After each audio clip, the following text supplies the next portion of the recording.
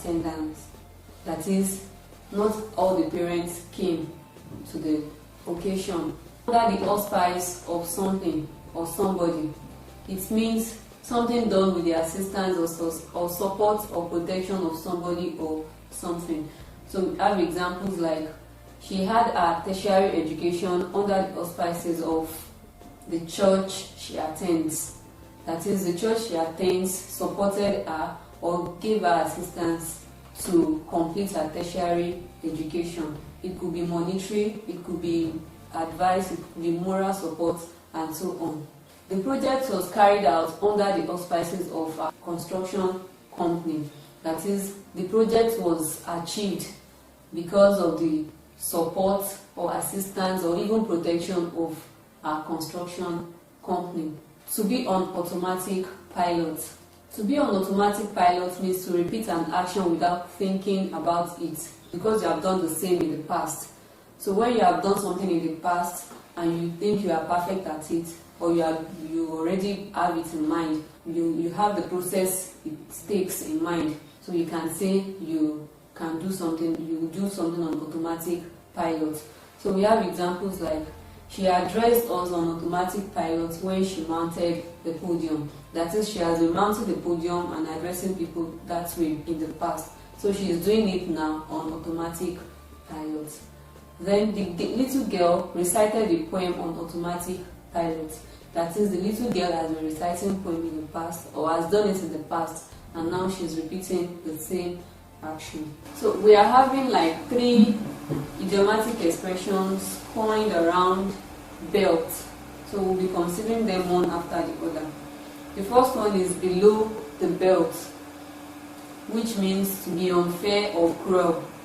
Example, we have the punishment meted on the boy was quite below the belt, meaning that the punishment was cruel or unfair.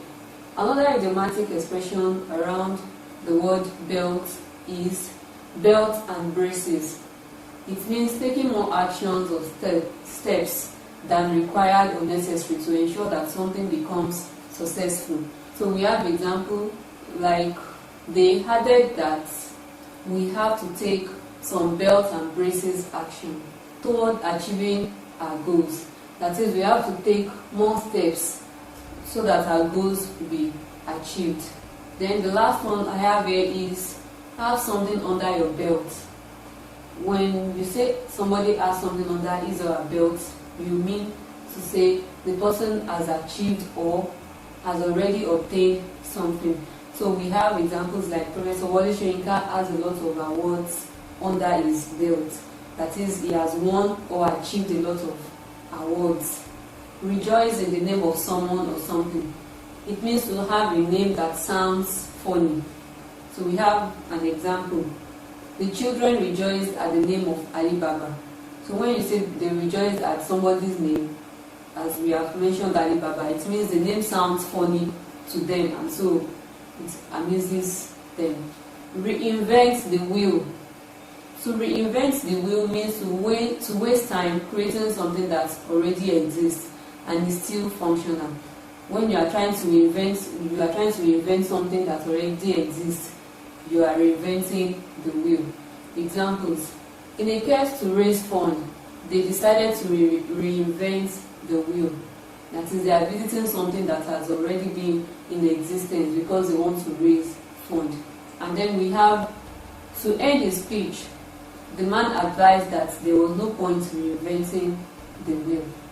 So the man is advising that they should not visit something that is already existing or something that is functional.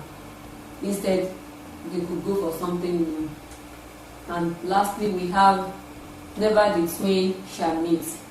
When we say never the twain shall meet, we are trying to say that two things are so different that they can never meet or they can never exist together.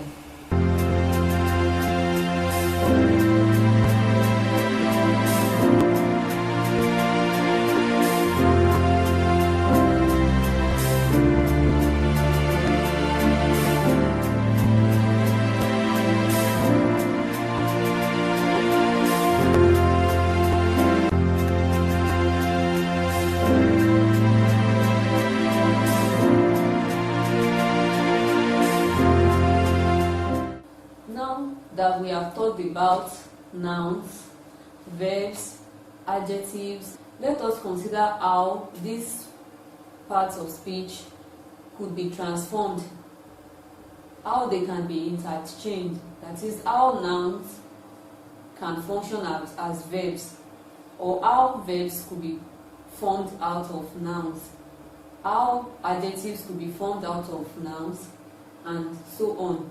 So in English language, each part of speech could change in function, in form, when some words are added to them, or at times when the words are left in their original form to function in sentences.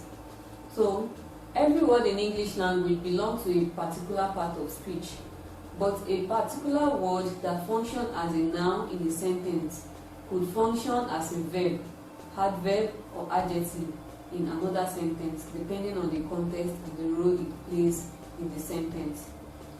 Therefore, there are different means of forming words in English language, and that is what we'll be considering. In forming words in English language, you either add suffix or prefixes. So when you are adding these prefixes and suffixes, you are changing the word class from one part of speech to another.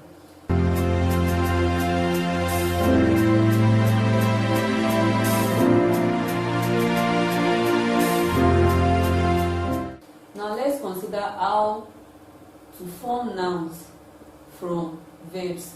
We have said in the previous lesson that nouns are naming words.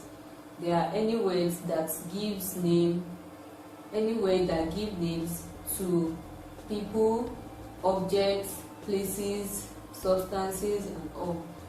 And verbs are doing words. Any words that talks about actions are verbs.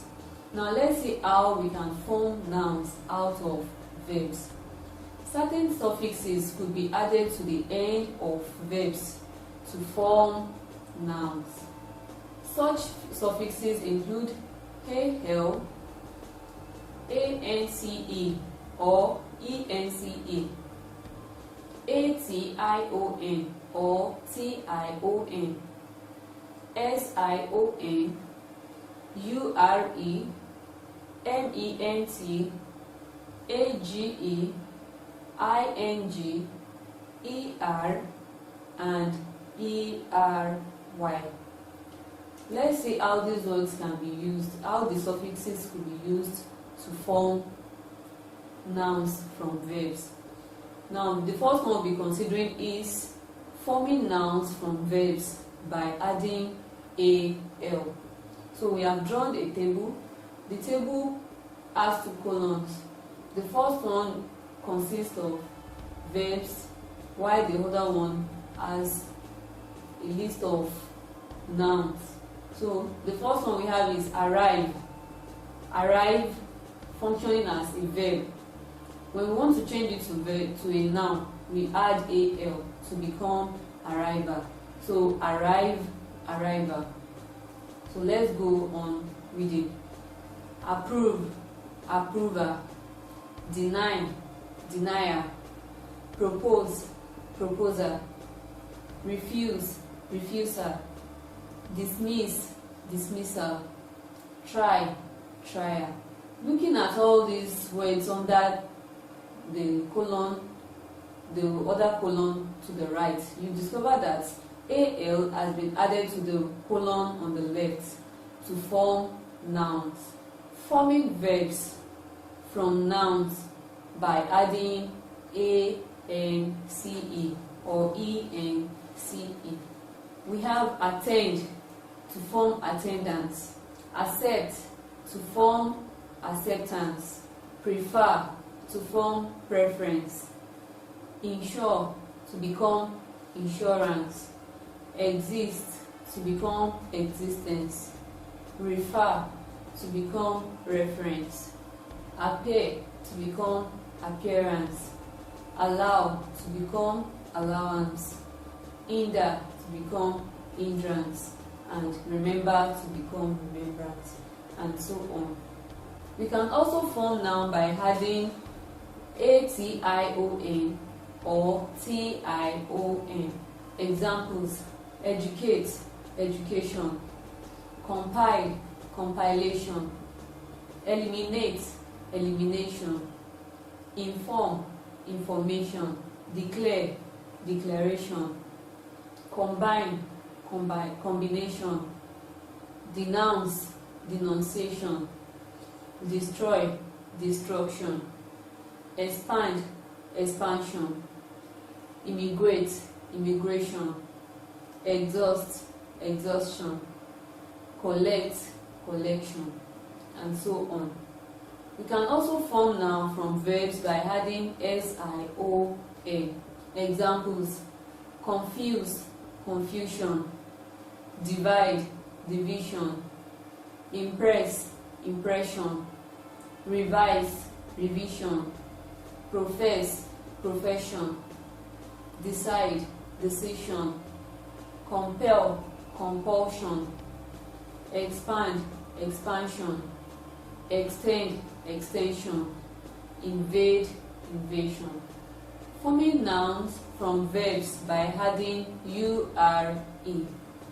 Examples: depart, departure; erase, erasure; fail, failure; expose, exposure; press, pressure; legislate, legislature; enclose, enclosure; create, creature; mix, mixture; seize, seizure.